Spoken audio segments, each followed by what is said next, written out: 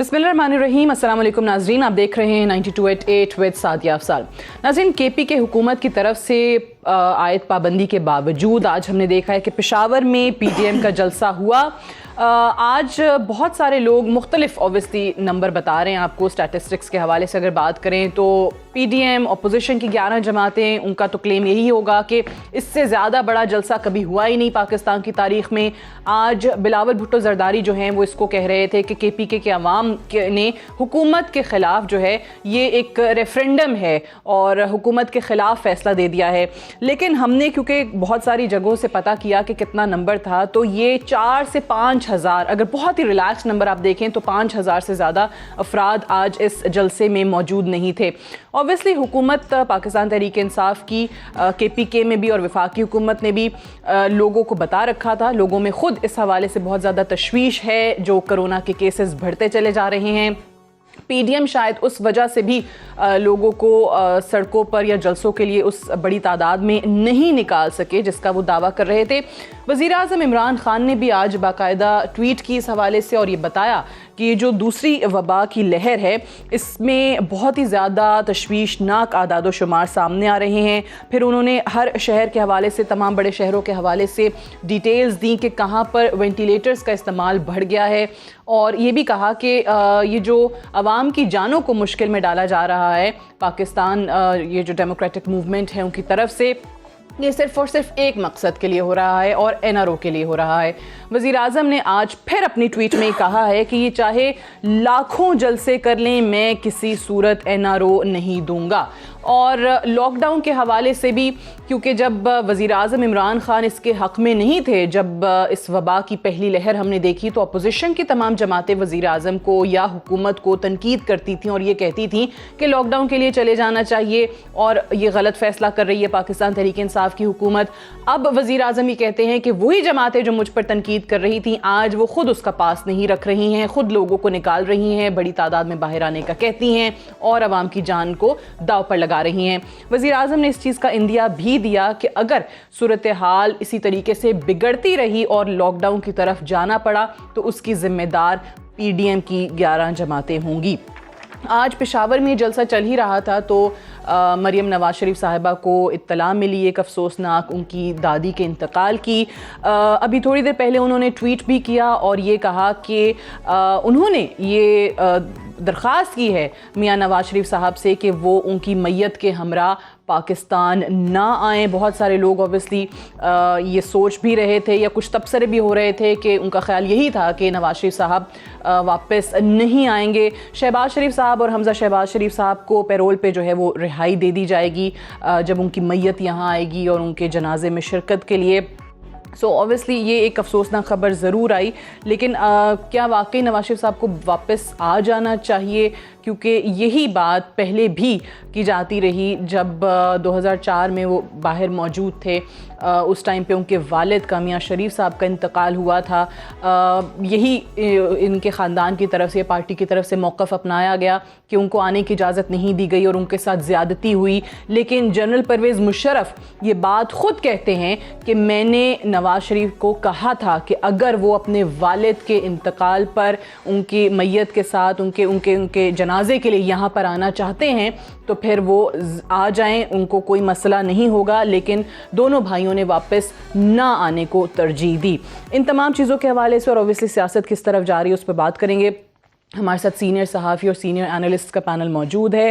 इरशाद भट्टी साहब हमारे साथ मौजूद हैं इस्लामाबाद स्टूडियोज़ में, ओवैस तौहीद साहब हमारे साथ मौजूद हैं और आमिर ज़िया साहब मौजूद हैं। आप तीनों को प्रोग्राम में खुश आमदीद कहते हैं, बेहद शुक्रिया।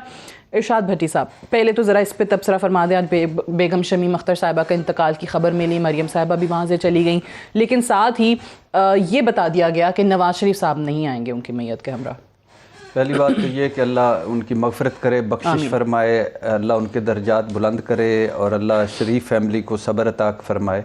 ये बहुत बड़ा सानिया होता है और मैं अक्सर हर जगह कहता हूँ कि मेरी वालदा 32 इयर्स की थी जब फौत हो गई, मैं 4-5 साल का था। तो हाँ, मेरे पास तो कुछ तस्वीर भी नहीं है और चंद यादें हैं, चंद बातें हैं। اور میں آج بھی کہتا ہوں کہ اللہ مجھے جب میں سوچتا ہوں موت کا تو مجھے خوشی دو ہوتی کہ ایک رسول اللہ صلی اللہ علیہ وسلم کی زیارت اللہ نصیب فرما دے گا، دوسری میں ماں سے جب بھی ماروں گا. اور میں ابھی کہتا ہوں کہ روز پڑھ کے سوتا ہوں کہ شاید میری ماں مجھے خواب میں آ جائے، شاید میری ماں مجھے خواب میں آ جائے. اور جن کی مائیں ہیں ان کو میں کہنا چاہتا ہوں کہ قدر کریں اپنی ماؤں کی، اور یہ مجھ سے پوچھیں جس کے پاس نہیں ہے. اور میں یعنی مجھ سے سب کچھ میرا لے لو، صرف ایک جپھی ماں کی دے دو. تو انسان کی زندگی میں سب سے بڑا لاس ابھی بھی مہینے میں کوئی مہینہ ایسا نہیں گزرتا کہ جب میں گھنٹوں جاتا ہوں ان قبرستان میں اور ماں کی قبر پہ بیٹھ کے ساری کارگزاری سناتا ہوں کہ میں نے یہ پروگرام بھی کیا، یہ ہوا، یہ ہوا. اور مجھے فیل ہوتا ہے قبر پہ بیٹھے ہوئے آپ باتیں کرتے ہیں اپنی والدہ کی قبر پہ جا کے ان سے، اور یعنی میں پورا بتاتا ہوں کہ وہ مجھ سے لڑا، وہ اس نے یہ کیا، دیکھو نا وہ کیا، یہ ہوا، اب میں بوڑھا ہو رہا ہوں، اب میرے بچے اتنے بڑے ہو گئے ہیں، اور اب یہ ساری چیزیں مجھے لگتا ہے کہ وہ کہیں نہ کہیں سن رہی ہوں گی. اور میری بڑی بات وہ توجہ سے سنا کرتی تھی، یعنی کوئی نہیں بولنے دیتی تھی. اور اتنا کبھی کوئی 4-5 سال میں ایسا دن نہیں کہ میرے بغیر کچھ کھانا کھایا انہوں نے. ہمیشہ تو شاید وہ ان کو پتا تھا کہ چلے جانا، اس نے اکیلے رہ جانا ہے. اور بڑے دھکے، بڑی ماں کے بعد دھکے کا. دوسری بات یہ ہے کہ آپ بالکل ٹھیک کہہ رہی تھیں، بریگیڈیئر نیاز کے ذریعے ان کو پاسپورٹس ملے تھے اور واپس آ جائیں، اور شریف برادر نے نہ آنے کا خود ان کا فیصلہ تھا. بالکل، کیونکہ جناب مشرف خود یہ اس چیز کا ذکر کرتے ہیں کہ میں نے کہا تھا کہ اگر آپ نے جنازے پہ واپس آنا ہے تو آپ آ جائیں، کوئی مسئلہ نہیں ہوگا. پھر اس کے بعد جب بیگم کلثوم نواز صاحبہ، جو ان کو میں کبھی بھی سیاست کے حوالے سے نہیں دیکھتا، ان کو چہرہ میں دیکھتا ہوں تو مجھے ماں نظر آتی ہے کہ وہ ایک ماں تھیں. تو وہ جب فوت ہوئیں تو میں اس وقت مجھے یاد ہے میں نے ٹویٹ کیا تھا کہ حسین نواز اور حسن نواز کو آنا چاہیے. اگر میری اس طرح والدہ ہوتی تو 1000 کیسز ہوتے، یا مجھے گولی لگنے کا بھی خطرہ ہوتا تو میں آ جاتا. اور وہ بھی نہیں آیا. اور اب بھی ان کا اپنا فیصلہ ہے، ظاہر ہے اس پہ میں تو نہیں کہنا چاہتا، لیکن میں یہ ضرور کہوں گا کہ میاں محمد نواز شریف صاحب کو آنا چاہیے، والدہ کے ساتھ آنا چاہیے. یہ ماں سے بڑی تو کوئی چیز نہیں ہوتی.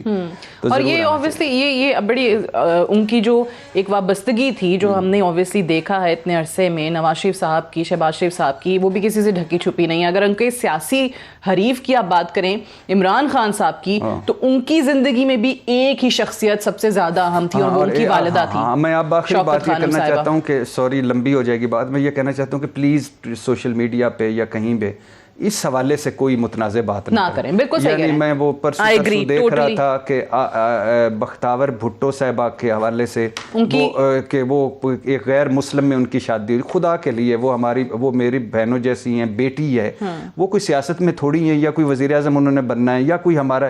ان کو اتنا تو ہمیں سپیس ایک دوسرے کو دینی چاہیے کہ جھوٹ پھیلا رہے ہیں. میں نے جہاں تک دیکھا ہے تو جھوٹ بالکل صحیح، کسی کی خوشی میں یا اور اسپیشلی یہ نہ کرے کیا کرے ایسے مواقع پر جب کسی کی یہ غم کا اور افسوس کا موقع ہو تو بالکل بھی نہیں ہونا چاہیے.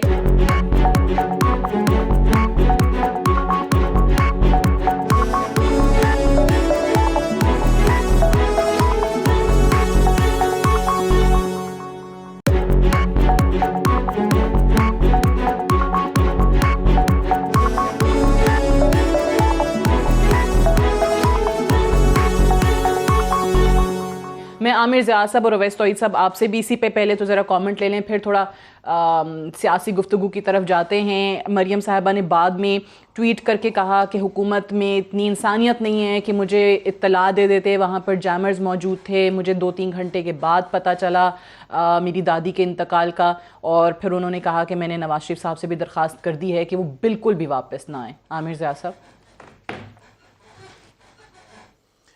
یہ تو ان کا سیاسی بیان ہے، مریم صاحبہ کا تنقید برائے تنقید ہے کہ ظاہر جیمرز ہے، وہاں پہ پتہ تھا کہ سیکیورٹی رسک ہے بہت زیادہ. پشاور جو ایک حساس مقام ہے اور وہاں پر ہمیں پتہ ہے کہ کتنے بڑے پیمانے پر جو ہے دہشت گردی کے خلاف جنگ لڑی گئی ہے، اور وہ ہم سب کو یاد ہے کہ کس طرح کے وہاں دھماکے ہوا کرتے تھے. تو حکومت مطلب ہے بٹ اگر جیمرز تھے عامر ضیاء صاحب تو ان کے جلسے کی live coverage, live feed social media پر کیسے جا رہی تھی، یہ بھی سوال ہے. میں وہی عرض کر رہا ہوں کہ وہ تو ایک تنقید برائے تنقید والی بات ہے نا کہ حکومت ظاہر ہے کہ اتنی چیزوں کو نہیں دیکھ سکتی، اور ظاہر ہے کہ ان کے اگر پورا وہاں پہ ریسورسز تھے اور اس کی کوریج ہو رہی تھی سوشل میڈیا پہ، یقیناً انہوں نے بندوبست کیا ہوگا. تو وہ مل جانا چاہیے تھا. میں سمجھتا ہوں یہ فٹ نوٹس والی بات ہے جو ان کے اعتراض ہے. اور جہاں تک یہ بات ہے کہ ظاہر ہے کہ ان کی والدہ کا انتقال ہوا ہے، جس طرح کہ ارشاد صاحب نے کہا، بالکل ہم سب دعاگو ہیں اور خدا ان کی مغفرت فرمائے. بات یہ، لیکن یہ جو سوال اس پہ ابہام نہیں ہونا چاہیے کہ نواز شریف صاحب جو ہیں وہ نہیں آئیں گے. وہ نہیں آئیں گے اگر یہ مریم صاحبہ نہ بھی کہتے ہیں نا ما تقدم کے طور پہ، تب بھی نہ آتے. انہیں پتا ہے کہ اس وقت وہ یہاں پہ جو عالم ہے اور وہ بڑی مشکل سے ملک سے باہر گئے ہیں، اور اگر وہ واپس آئیں گے تو ظاہر ہے کہ وہ گرفتاری کا ان کو خطرہ ہے، تو ان کو وہ نہیں آئیں گے. ان کی جو ترجیحات ہیں سیاست کی وہ یہی ہیں. تو اس پہ ہمیں کوئی وہ نہیں ہونا چاہیے. باقی جب سیاسی گفتگو کریں گے تو اس چیز پہ ہم مفصل بات کر لیں گے. جی ٹھیک ہے. اویس توحید صاحب، آپ کو بھی یہی لگ رہا تھا کہ نواز شریف صاحب جو ہیں وہ واپس نہیں آئیں گے؟ شہباز شریف صاحب چلیں ایک لحاظ سے وہ جیل میں تھے، ان کی پیرول پہ رہائی ہو جائے گی، لیکن نواز شریف صاحب نہیں آ پائیں گے اپنی والدہ کی میت کے ساتھ یا ان کے جنازے پر. سعدیہ، سب سے پہلے تو ظاہری بات ہے کہ شریف برادران کی جو والدہ محترمہ ہیں، اللہ تعالیٰ ان کی مغفرت عطا فرمائے. اور ظاہری بات ہے، جس طرح بھٹی صاحب بھی کہہ رہے تھے کہ ہم نے بھی اپنی والدہ کو کھویا ہے، اور پتہ لگتا ہے کہ کس طرح سایہ دار درخت کی طرح ہوتے ہیں آپ کے والدین، اور خصوصی طور پہ آپ کی والدہ، کہ جب وہ آپ سے جدا ہو جاتے ہیں، چاہے جتنی بھی عمر ہو، جتنی بھی بزرگ ہوں، آپ کو لگتا ہے کہ زندگی بھر کے لیے ایک خلا چھوڑ کے جا رہے ہیں آپ کے لیے. دوسری بات یہ کہ سعدیہ، بالکل میں سمجھتا ہوں کہ نواز شریف صاحب نے ایک طرح سے اپنی جو سیاسی کشتیاں ہیں وہ اس طرح جلا دی ہیں کہ انہوں نے براہ راست اسٹیبلشمنٹ اور سٹنگ آرمی چیف اور سٹنگ ISI کے چیف کو مخاطب کیا، ان پہ الزامات لگائے ہیں، اور وہ متواتر جو ہے وہ ان پہ الزامات لگائے ہیں. اور جب وہ اسٹیبلشمنٹ کو مخاطب ہیں تو اس کا مطلب یہ ہے کہ وہ سمجھ رہے ہیں، اور انہوں نے یہ ایک طریقے سے ایک اعلان کیا ہے، اعلان جنگ، کہ جی میں اب نہیں آؤں گا پاکستان، اور میرا اسٹیبلشمنٹ سے ہی معاملہ ہے. اور انہوں نے ایک اسٹیبلشمنٹ کو ہی پارٹی بنایا ہے عمران خان صاحب کی حکومت کے بجائے. تو یہ تو لگ ہی رہا تھا کہ وہ اسے ایک قانونی جنگی طور پہ نہیں لڑ رہے ہیں جو ان کے خلاف مقدمات ہیں. دیکھیں، اس میں تو دو رائے کوئی ہے ہی نہیں کہ انہوں نے قانونی طور پہ بھی، اخلاقی طور پہ بھی ان کو واپس آنا چاہیے، لیکن وہ شروع سے ہی جو ان کے خلاف مقدمات ہیں وہ ان کو قانونی جنگ کے بجائے ایک سیاسی جنگ بنایا ہوا ہے. اور حال ہی کے اندر جب انہوں نے اسٹیبلشمنٹ کو پارٹی بنایا ہے تو اس کے بعد انہوں نے ایک پیغام دیا ہے کہ جی اب جو ہے میں پاکستان نہیں آؤں گا، اور پاکستان میں میری صاحبزادی مریم صاحبہ جو ہے وہ میرے جگہ ہوں گی. تو مجھے کوئی اچنبھا نہیں ہوگا، مجھے کوئی حیرت نہیں ہوگی کہ وہ نہیں آ رہے، یا ان کے نہیں آنے کا اعلان، یا مریم صاحبہ کے اس ٹویٹ سے کہ انہوں نے یہ ہدایت کی ہے. نہیں، اگر وہ ہدایت نہیں بھی کرتی تو ایک سیاسی مبصر کے طور پہ مجھے نہیں لگتا تھا سعدیہ کہ وہ آئیں گے نواز شریف صاحب. تو یہ تو بات طے ہے، نہیں آئیں گے. صحیح، بالکل ٹھیک ہے. اوکے، اب یہ جو آپ نے کہا کہ نواز شریف صاحب نے اپنی سیاسی طور پہ تو کشتیاں جلا دی تھیں جب انہوں نے اسٹیبلشمنٹ کا اور اسپیشلی شخصیات کا نام لے کر بات کی اور تنقید کی، اور ان کو ایک پارٹی بنا دیا، ایک اپنا جو رائیول ہے وہ ان کو بنا دیا. بریک سے واپس آتے ہیں تو آج جو پشاور کے جلسے میں نام لیے بغیر جس انداز میں بلاول صاحب نے اور مولانا فضل الرحمان صاحب نے جو ہے وہ ادارے پر تنقید کی ہے، یا انہوں نے بھی وہی بات کرنے کی کوشش کی ہے جو نواز شریف صاحب نام لے کر کرتے تھے، اس پر بات ہوگی ایک وقفے کے بعد.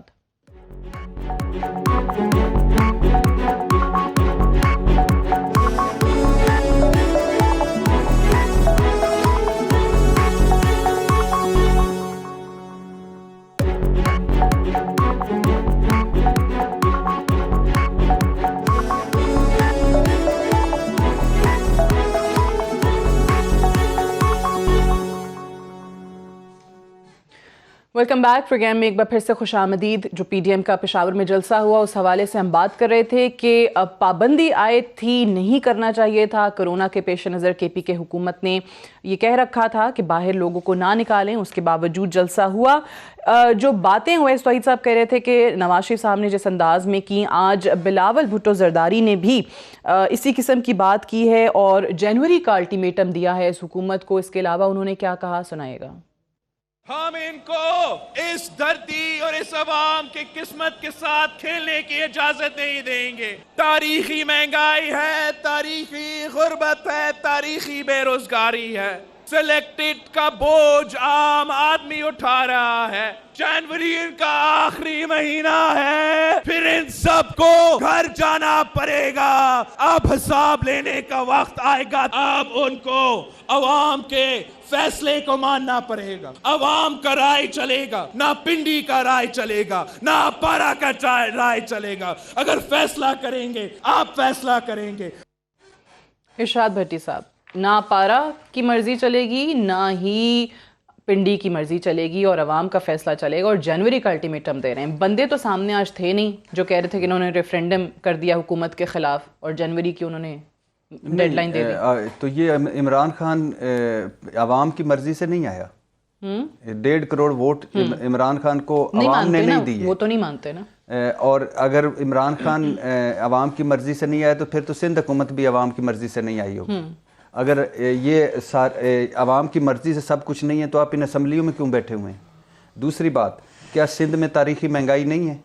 کیا سندھ میں تاریخی بے روزگاری نہیں ہے؟ کیا سندھ میں تاریخی غربت نہیں ہے؟ کوئی ایک یونین کونسل بتا دیں جہاں عوام کو سب سہولتیں میسر ہوں. کراچی کوڑا ختم ہو گیا ہے, نالے تو فوج آپ کے سیدھے کر رہی تھی. لاڑکانہ ایڈ زدہ ختم ہو گیا ہے, سکھر سیوریج زدہ ختم ہو گیا ہے. جو تھر میں بچے پچھلے ایک مہینہ پہلے تک اس سال 650 مر چکے ہیں بھوک اور علاج نہ ہونے کی وجہ سے. جی بی میں آپ کے ساتھ لوگوں نے کیا کیا ہے؟ مسترد کر دیا آپ ساروں کو. وہاں تو وہاں بھی کہتے ہیں دھاندلی روندو سیاست. دوسری بات, ابھی وہ حکومت کہہ رہی آئے انتخابی اصلاحات کریں, کر رہے ہیں نہیں کر رہے. تیسری بات جو سب سے امپورٹنٹ, کرونا کی شرح کتنی ہے؟ 6% سے 6.5% سے 13% تک. ڈاکٹر کیا کہہ رہے ہیں؟ یورپین وائرس ہے اس بار, اوپر سے انفلوئنزا اس میں شامل ہو گیا, اوپر سے سردیاں آ گئی ہیں, اوپر سے حکومتی وسائل, عوامی وسائل اور صحت کا نظام جو ہمارے یہاں ہے جس طرح فرسودہ اور بیکار ہے وہ ساروں کو پتہ ہے. اب اسلام آباد کیپٹل کسی ہاسپٹل 4 میں نے فون کیا, وہ کہتے ہیں فل ہو گئے ہیں. ابھی سے 22 سے 32 سال کے درمیان لوگوں کی ڈیتھ ہو رہی. یہ اتنے ظالم بے رحم اور بے حس لوگ ہیں کہ ان کو اپنی حکومتیں بھیجنے کی گھر پڑی ہوئی ہے. ان کو خوف خدا نہیں ہے. کل تک ہم حکومت پہ تنقید کر رہے تھے کہ بھئی خدا کا خوف کرو. کل علی امین گنڈا پور پرسوں کہا تو ہم نے کہا کہ خدا کا خوف کرو. آپ جلسے کر رہے ہیں, جلوس نکال رہے ہیں. بلتستان میں جو جلسے تھے وہ بھی اتنے ہی غلط تھے. پی ایم نے حافظ آباد میں کیا وہ بھی غلط تھا. اپنی تقریبات کر رہے ہیں, پریس کانفرنس کر رہے ہیں, انڈر پاسز کے افتتاح کر رہے ہیں, یہ بند کریں. اچھا وہ کوئی سیدھی اس طرف ہوئے, اب ان کو ادھر وہ جی بی میں خوف خدا کرنا چاہیے, اب نہیں کرنا چاہیے. یہ چڑھے ہوئے ہیں. یہ اچھا مزے کی یعنی یہ منافقت کا اعلیٰ لیول دیکھیں. آزاد کشمیر میں کس کی حکومت ہے؟ نون لیگ کی. وہاں پہ وہاں لاک ڈاؤن ہو رہا ہے. سندھ میں کس کی حکومت ہے؟ پیپلز پارٹی کی. وہاں سمارٹ لاک ڈاؤن اور مائکرو لاک ڈاؤن ہو رہا ہے. اور مراد علی شاہ کے وہ ہاتھ بندے اور احسن اقبال کے خدا کا خوف کرو, خدا کا خوف کرو کہ اس پہ کرتے ہو, کرونا پہ سیاست کرتے ہو. اور یہ اپوزیشن کیا چاہتی تھی؟ مکمل لاک ڈاؤن. آزاد کشمیر میں ایک اپوزیشن پارٹی کی حکومت, لاک ڈاؤن. سندھ میں دوسری اپوزیشن پارٹی کی حکومت, لاک ڈاؤن. اور ساری اپوزیشن کیا چاہ رہی تھی کل تک؟ Lockdown. اور اب کیا کر رہے ہیں؟ اب جلسے کر رہے ہیں. تو یہ منافقت کا اعلیٰ. اچھا آخری بات, اپنے خاندان محفوظ جگہوں پہ زرداری صاحب کو استثناء دو عدالتوں سے کیوں؟ کرونا ہے. نواز شریف صاحب کو ڈیلے ہو گئے اس میں علاج میں, کیوں؟ کرونا ہے. اسمبلی اجلاس, سینٹ اجلاس ملتوی ہوئے, کیوں؟ کرونا ہے. پی ایس ایل کا فائنل میں بندے نہیں بیٹھیں گے, کیوں؟ کرونا ہے. اچھا میرے 5 دوستوں کو کرونا ہو گیا, میرے 5 دوستوں کو کرونا ہو گیا, احتیاط کریں. خواجہ آصف پی سی کے اجلاس سے چلے جاتے ہیں, شیری رحمان چلی جاتی ہیں, ہنا ربانی کھر چلی جاتی ہیں, نور عالم کہتا ہے کہ طرح تنویر کو کہ لوگ زیادہ ہیں, ملتوی کر دیتے ہیں.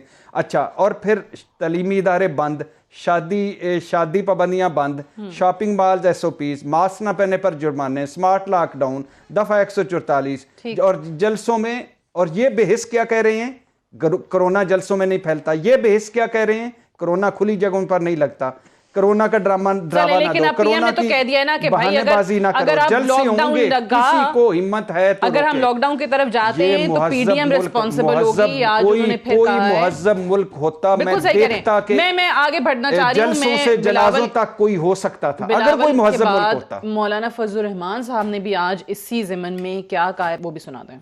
हमने चैलेंज कर दिया है, धांधली की गई है, हमें धांधली करने वाला भी मालूम है और वो जो नामालूम है वो हम सबको मालूम। हम फौज और इदारे का एहतराम करते हैं, अगर दिफाई इदारा है हमारे सर आंखों पर, लेकिन अगर वो सियासी इदारा बनने की कोशिश करेगा तो फिर तनकीद बर्दाश्त करनी होगी। फिर ये मत कहें कि हमारा नाम न लिया करो। और आज भी हम आपको मोहलत देते हैं, आप उनके पुश्तैबानी से पीछे हट जाएं और आप कह दें कि ये हमारी हुकूमत नहीं है, आप इस हुकूमत के खिलाफ आवाज हमारे साथ मिलाएं, फिर हम और आप भाई भाई हैं।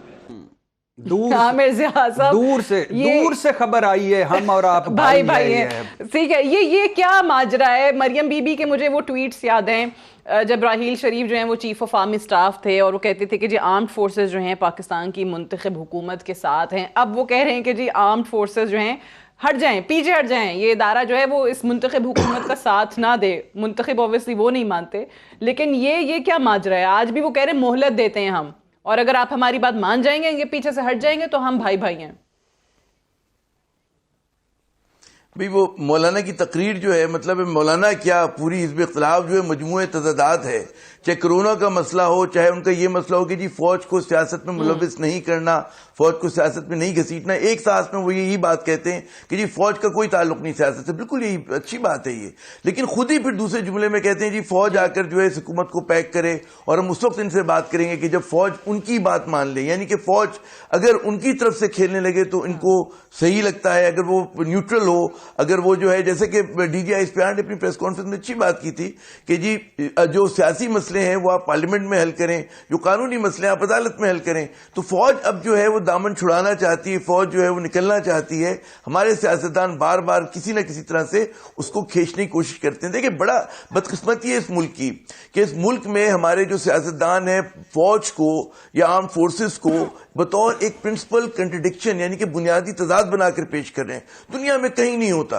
पाकिस्तान की फौज में समझता हूं मजलूम तरीन है कि सुबह शाम दोपहर हर आदमी कुछ ही किसी भी कदकाट को बड़े आराम से बैठकर इन पे तनकीद करता है, वो इनके खिलाफ जो है इल्जामात लगाता है, नाम लेके तनकीद की जाती। दुनिया में कहीं भी हसास इदारों के साथ ये सलूक नहीं होता जो पाकिस्तान में होता है। तो ये हमारी रियासत की कमजोरी है, हुकूमत की कमजोरी है, या ये मैं कहूँगा ताकत है बहुत कि जी आप सब कुछ मतलब जुमलेबाजी करते रहे और ये लोग इग्नोर कर देते। तो बात ये है कि जिस तरह से डिस्ट्रीब्यूट में ला रहे हैं ये वही बयानियां है, इसमें कोई मुबालगा आ रहा ही नहीं है कि जो एक पूरा आप देखें कि एक अरसे से कोशिश हो रही है कि पाकिस्तान आर्मी को रोग आर्मी के तौर पर पेश किया जाए।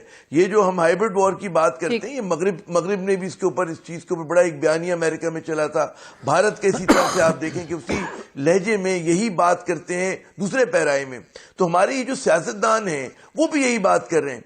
अब बिलावल साहब मतलब है वो इश्तिहारों में अगर बात करते हैं, मेटाफर में बात करते हैं पिंडी और अपारा की, एक तो माफ कीजिएगा बिलावल साहब आखिरी जुमला कि वो अपनी वालदा का और अपने नाना का कैरिकेचर बन गए हैं। वो जिस तरह से गुफ्तगू करते हैं और समझते हैं कि वो चीखेंगे बहुत, नारे लगाएंगे तो बड़ा मरूबकन उनकी कोई वो हो जाएगी।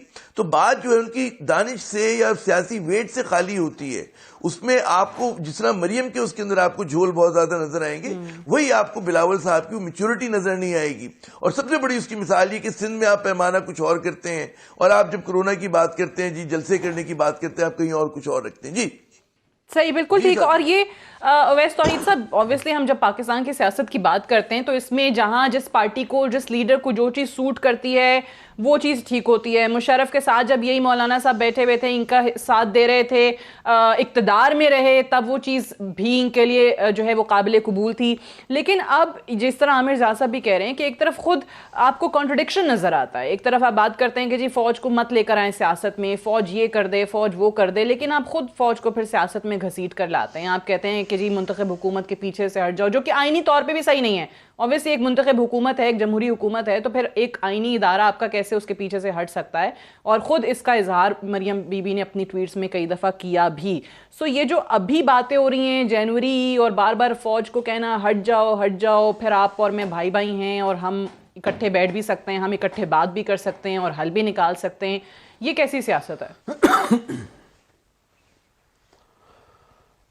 سادیہ دیکھیے, یہ تو ایک تلخ حقیقت ہے کہ ہماری جو اسٹیبلشمنٹ ہے اس کا سیاست میں عمل دخل رہا ہے, اور وہ براہ راست بھی رہا فوجی انٹرونشن کے طور پر, اور بالواسطہ بھی رہا, چاہے وہ آئی جی آئی کا ہو, چاہے وہ جنرل ایوب خان کا ہو, یا خان کا ہو, یا پھر ضیاء الحق صاحب کا ہو, یا مشرف صاحب کا ہو. یہ تو اس میں تو کوئی اختلاف ہی نہیں ہے. اور یہ بات بھی جتنے بھی ہم لوگ بیٹھے ہوئے ہیں, ظاہری بات ہے کہ ہم کہتے ہیں کہ نہیں ہونا چاہیے سیاست میں عمل دخل. اور ابھی آپ دیکھیں کہ گلگت بلتستان سے فوج نے اپنے آپ کو الگ رکھا ہے اور بہت اچھا کیا, لیکن اس کے باوجود جو ہے جو حکومتی وزراء ہیں اور خود عمران خان صاحب بھی, وہ بار بار یہ کہتے ہیں کہ یہ فوج اور ہماری ایک انپریسیڈنٹڈ وہ ہے, انڈرسٹینڈنگ ہے, ایک پیج پر ہے. آپ کو یہ کہنے کی ضرورت کیا ہے؟ آپ اقتدار آپ کے پاس ہے اور فوج جو ہے وہ آپ کے ماتحت ادارہ ہے. ایک انڈرسٹینڈنگ ہونا بہت اچھی بات ہے. بار بار جب آپ اپنی تقریر کے اندر کہتے ہیں وزراء یا مشیران, تو اس کا مطلب ہے کہ آپ فوج کو براہ راست جو ہے یا بالواسطہ کہیں نہ کہیں اس ڈسپیوٹ میں لا رہے ہیں, جس طرح اپوزیشن کی جماعتیں ہماری اسٹیبلشمنٹ کو اپنے سیاسی اکھاڑے میں لے کر آ رہی ہیں. اس میں برائی بھی کیا ہے؟ جی بولیے سادیہ. دوسرے ایسپیکٹ سے سوال کری ہوں, اس میں برائی بھی کیا ہے؟ جب مریم بی بی کہتی تھی army chief general Raheel Sharif اور پورا ادارہ جو ہے وہ ہمارے ساتھ ہے, نواز شریف صاحب وزیر اعظم تھے, تو برائی کیا ہے؟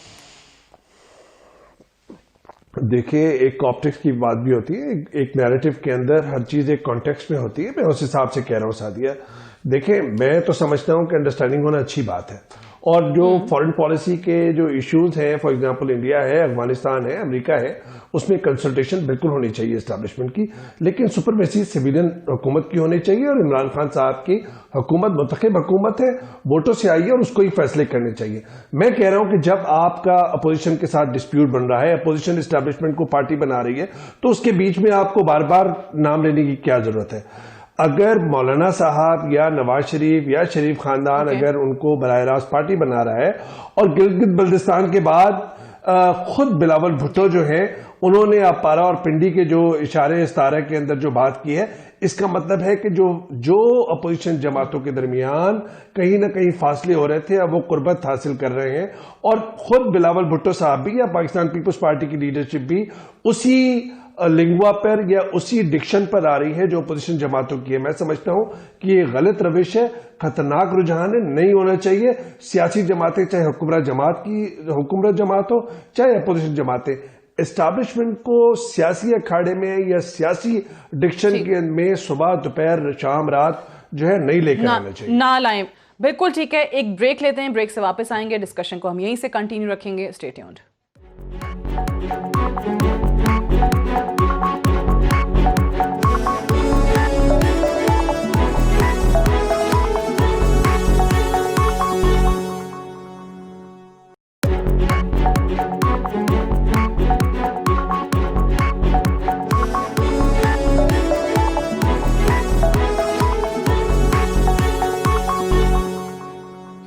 Welcome back. پروگرام میں ایک بار پھر سے خوش آمدید. جہاں حکومت کے خلاف, حکومت کی کارکردگی کے خلاف یا حکومت کو گھر جانے کے حوالے سے الٹیمیٹمز دینے پر پی ڈی ایم جلسے کر رہی ہے, اپنے جلسوں کے اندر ان کی 11 جماعتیں جو ہیں ان کی طرف سے تقاریر ہو رہی ہوتی ہیں, وہیں پر جماعت اسلامی جو کہ پی ڈی ایم کا حصہ تو نہیں ہے لیکن حکومت مخالف جلسے وہ بھی کر رہے ہیں. انہوں نے ان کے امیر سراج الحق نے کیا بتایا ہے کہ ان کو ایک حکومتی وزیر نے کیا بتایا جب وہ ان کی والدہ کے انتقال پر آئے, تعزیت کے لیے آئے, وہ بھی ذرا سنائیے. گزشتہ دنوں میری والدہ کی تعزیت کے لیے ایک منسٹر تشریف لائے تھے. اس نے میرے کان میں کہا کہ لوگ کہتے ہیں کہ یہ حکومت ختم ہو رہی ہے. میں نے پوچھا آپ کا کیا خیال ہے؟ اس نے فرمایا کہ جس دن یہ حکومت ختم ہوئی تو اس حکومت کے خاتمے کی خوشی میں سب سے پہلا صدقہ میں خود دوں گا. इसलिए कि इस हुकूमत ने उनके कहने के मुताबिक अवाम को भी बदनाम किया, अवाम को भी बर्बाद किया और फरमाया कि जो इसमें वदरा है, जो इसमें मशीर बने हैं, उनका भी अपने इलाकों में जाना मुश्किल हो गया है। वैसे भट्टी साहब भी मुश्किल नहीं होगा गैस करना कि वो कौन से हुकूमती वजीर हैं जो ताज़ियत के लिए गए थे? हाँ, पहले तो आप मुझे लगता है समझ गए। हाँ, मैं भी समझ गया हूँ और आप भी समझ गए, और हमने वक्फे में नाम भी लिया था जो अब आप नहीं लेंगे। हाँ, और वो जो अवैस तोहीद साहब और आमिर ज़िया साहब की अपनी सवाबदीद पे अपने अपने बंदे चॉइस करें, साढ़े तो ना रहना। अच्छा, पहली बात वो आखिरी पिछले सवाल का कि PDM का या अपोजिशन की अदलिया यानी फ़ौज इनके लिए वही अच्छी है जो इनको इक़्तिदार दिलाए, इनको इक़्तिदार, अदलिया वही अच्छी है जो इनके हक़ में फ़ैसले करे, इलेक्शन वही शफाफ है जिसमें ये कामयाब हों, और नैब वही अच्छा है जो इनके मुखालफिन को पकड़े, बाकी सारा ये चलेगा। और दूसरी बात ये जो इन्होंने कहा है कि वो वज़ीर थे और उन्होंने मेरे कान में कहा है कि जब मेरी हुकूमत, मतलब मेरी उनकी हुई ना, वज़ीर ही थे ना, सदका देंगे, उनकी हुकूमत हुई तो वो सदका देंगे। अब वो क्या था, वो अपने ही गिराते हैं नशे मान पे बिजलियाँ। तो इमरान खान साहब को ऐसे लोग वाफर मिकदार में मिले हैं। मुझे सराजुल हक साहब पे यकीन है क्योंकि झूठ नहीं बोलते, मैंने सुना है इनके बारे में, झूठ नहीं बोलते। और ये जो जब ये इमरान खान साहब के इत्तेहादी थे उस वक्त भी खान साहब से इनकी तारीफ़ें सुनी हैं, तो कोई होगा जिसने कान में आके कहा होगा जालिम आदमी ने कि मैं अब नहीं दूँ। अगर तो पहले दूसरी बात है, अगर सदक़े ही देना, इमरान खान साहब को ऐसे सदक़े खुद देने चाहिए, इन सदकों से जान छुड़ानी चाहिए। मतलब ऐसे लोगों की कुर्बानी देते जो उनके साथ मौजूद हैं और वो उनके लिए जो है वो मसला फैसल वाडा साहब ने एक में नहीं कहा था वो असद उमर साहब को और शाहमद कुरैशी साहब को कि आप क्या टांगों को पटे, आप खुद वजीर आज़म बनना चाहते हो। तो ऐसे बहुत सारे लोग हैं लेफ्ट राइट बहुत लोग हैं जो वजीर आज़म बनना चाहते हैं। सिराजुल हक साहब ने एक और बात की है, आमिर ज़िया साहब, जरा वो सुना दें, फिर उस पर मैं तबसरा आपका चाहूंगी। जरा पूछते हैं आप PDM का हिस्सा क्यों नहीं बने हैं? आज PTI और PDM के दरमियान गरीब के मसले पर इख्तलाफ नहीं है, इख्तलाफ है इस चीज पर कि आप क्यों घोड़े पर सवार है। हमें घोड़े पर बैठना चाहिए। तो जिस इत्तेहाद का मकसद सिर्फ और सिर्फ चंद खानदानों के मुफादात हो, ऐसे इत्तेहाद में हम शामिल नहीं हैं। तो आमिर ज़िया साहब, PDM में शामिल क्यों नहीं है जमाते इस्लामी? हालांकि वो भी हुकूमत मुखालिफ जलसे कर रहे हैं, हुकूमत की परफॉर्मेंस पर तनकीद कर रहे हैं, वो भी कहते हैं हुकूमत घर जाए, वो वजह बता रहे थे। तो आपको लग रहा है कि ये वजह एक वैलिड वजह है, सही कह रहे हैं वो, कि वाकई सिर्फ और सिर्फ चंद खानदान मजीद आ जाएंगे और वो इक़्तिदार चाहते हैं इमरान खान को कुर्सी से हटा के, इसलिए वो शामिल नहीं PDM में? देखिए, जमात इस्लामी हम देखते हैं कि अरसे के बाद वो मुत्तहिदा महाज की सियासत से उसने किनारा कशी इख्तियार की और सोलो फ्लाइट पे गई है। वजह उसकी है कि जब जैसे MMA में इनके साथ थी तो जमात इस्लामी जो कि निस्बतन ज़्यादा प्यूरिटन जमात है, एक ऐसी सोच पे कार फरमा है कि जो तब्दीली की, इस्लामी तब्दीली की बात करती, तो वो इस तरह की जब मौलाना फजल रहमान जैसे सियासी मौका परस्तों के साथ मिलते हैं तो उनकी सफ़ों में खुद एक सवालिया निशान खड़े होते हैं। तो मेरे ख्याल में ये जो इनकी हिकमत अमली है कि ना ये PDM के साथ हैं और ना ये PTI के साथ हैं, और बतौर अपने आप को तीसरी कुव्वत के अब उसमें कामयाब होते नहीं होते वो एक बिल्कुल अलग बहस है जमात इस्लामी की सियासत पर। लेकिन जो इनका अपना हल्का है जो कि प्यूरिटन है और जो समझता है कि हमें इन आजमाए हुए लोगों के साथ कि जिन पर जो है बड़े टेंटेड लोग हैं, मतलब है बड़े बदनाम लोग हैं, उन सियासतदानों के बजाय हमें अपनी सियासत को आगे बढ़ना चाहिए, बढ़ाना चाहिए। तो मैं समझता हूँ एक अच्छी हिकमत अमली, जो भी नजरियाती सियासी जमातें होंगी वो कभी भी नून लीग के साथ, वो पाकिस्तान पीपल्स पार्टी के साथ या उन जमातों के साथ जो गले गले करप्शन के अंदर मुलव्वस हैं, वो उनके साथ जाके खड़ा होना नहीं पसंद करेंगे। वो कैसे अपने कारकुनों को मुतमईन करेंगे कि जी जिस करप्ट निजाम के खिलाफ आप बात करते हैं, जिन जागीरदारों के खिलाफ या गुमाश्ता सरमायादारों के खिलाफ, या अब तुम्हारे मुल्क में एक अजीब व गरीब बात हुई है, जो जागीरदार है वही सरमायादार है और जो सरमायादार है वो जागीरदार भी है। तो हमारे यहाँ जो है वसाइल पे कब्जा है, कैप्चर ऑफ द इलीट है। तो उसमें जो भी कुव्वतें तब्दीली की बात करेंगी वो कम से कम PDM के साथ नहीं होंगी। उसके लिए आपको कोई नया महाज बनाना पड़ेगा। बिल्कुल हुकूमत बहुत ज्यादा गलतियां कर सकती है, तनकीद बनती है उस पर, लेकिन PDM उसका हल नहीं है। जी सही। अच्छा, मुझे अवैस तौहीद साहब, एक चीज ये जो आज वजीर आजम कह रहे हैं شاید obviously وہ انڈیکیٹ کر رہے ہیں کہ جس طرح سے حالات خراب ہو رہے ہیں ڈیو ٹو کرونا یہ چیز لاک ڈاؤن کی طرف جا سکتی ہے اور رسپانسبل وہ کہتے ہیں PDM ہوگی. لیکن اگر آج پابندی عائد کرنے کے باوجود وہ پشاور میں حکومت ان کا جلسہ نہیں رکوا سکی, جلسہ ہوا, آپ بالکل کہیں کہ کم لوگ تھے یا زیادہ لوگ کرونا کے ڈر کی وجہ سے نہیں آئے, لیکن جلسہ بہرحال ہوا, یہ تمام لیڈران وہاں موجود تھے. اب یہی چیز پنجاب حکومت کہہ رہی ہے کہ ہم کسی صورت ملتان کا اور لاہور کا جلسہ ہونے نہیں دیں گے.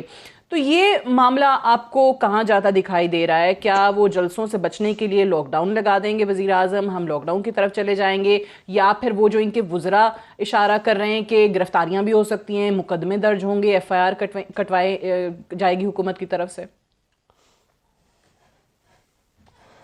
ساتھ دیکھیں کورونا کی جو دوسری لہر ہے یہ تو تشویشناک ہی نہیں, خطرناک ہی نہیں, بلکہ ایک تلخ حقیقت ہے. تو اس میں تو کوئی مبالغہ آرائی ہو ہی نہیں سکتی کہ عمران خان صاحب کہہ رہے ہیں یا NCOC کے جو اعداد و شمار ہیں پوری دنیا کے اندر یہ دوسری لہر نے سر اٹھایا ہے. تو یہ تو ان کو سمجھنا چاہیے, جو عقل و دانش کے لوگ ہونے چاہیے وہ اتنا بیوقوفی کام کر رہے ہیں. دیکھیں سیاسی اجتماعات اور مذہبی اجتماعات, چاہے وہ میرجز ہال کے اندر شادیاں ہوں چاہے وہ آؤٹ ڈور ہوں, ان پہ پابندی لگنی چاہیے. یہ 300 اور 200 کی جو ریسٹرکشن ہے, اگر آپ نے اس کو قابو پانا ہے, اللہ تعالیٰ نے بڑا کرم کیا ہے ہم پہ اب تک, لیکن اگر آپ نے اس پہ قابو کرنا ہے تو پھر سنجیدگی سے کریں اور وہی پابندیاں حکومتی اس پہ بھی لگائیں. فنکشن پہ جو اب وہ کر رہے ہیں وہ پہلے کرنا چاہیے تھا, نہیں اس چیز کا نظر آ رہا.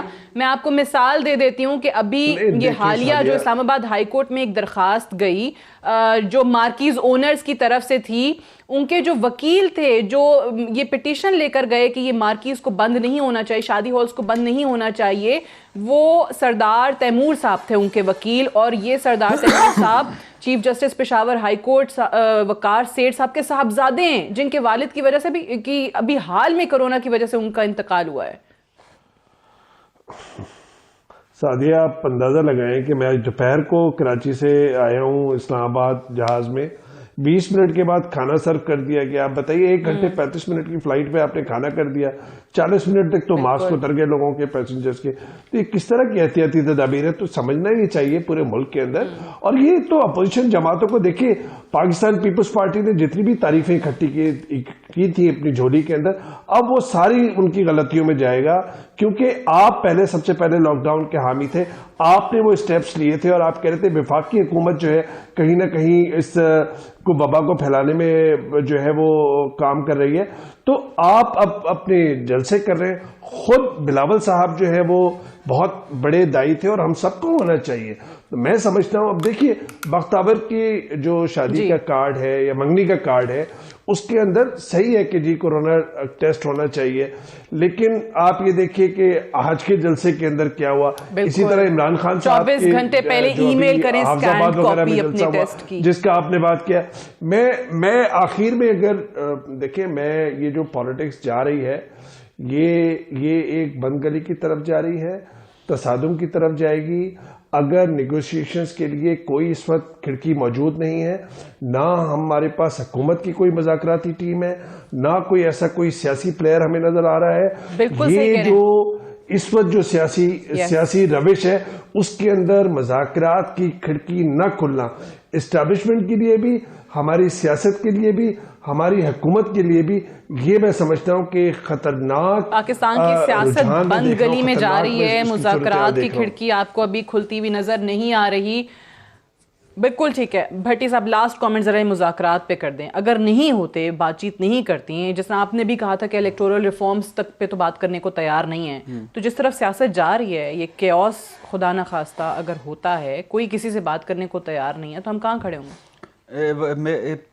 بظاہر تو مجھے لگ رہا ہے مجھے اس وقت کہ پیچھے بیک ڈور میں کام ہو رہے ہیں اور مذاکرات انگیجمنٹ ہو رہی ہے, لیکن جو ایک ہے نا مذاکرات, وزیر اعظم پاکستان کو بالکل کسی کو NRO نہ دیں, کسی کو نہ چھوڑیں, بات کرنے کو تیار نہیں, لیکن ایک مرتبہ کہیں بیٹھے نا, کہیں کہ آؤ کرونا پہ ہم بیٹھتے ہیں, تو ایک کمیٹی بنائیں, اپنی ایک کمیٹی بنائیں, ان کے ساتھ بٹھا دیں, جیسے انہوں نے باقی چیزوں پہ کمیٹی کرونا سی پیک پہ, ٹڈی دل پہ سارا, تو کریں ایک کمیٹی اور بنائیں یعنی وزیر وہ اعظم وزیر اعظم اور اس پاکستان پہ ہے، خصوصی طور پہ اور بات اگر کریں نہیں کریں گے تو opposition سے۔ ایکسپوز ہوں گے۔ I have to wind up here۔ ارشاد بھٹی صاحب، اویس توحید صاحب، عامر زاد صاحب، بہت بہت شکریہ پروگرام میں جوائن کرنے کے لیے۔ That's all for tonight۔ اجازت دیجیے، خدا حافظ۔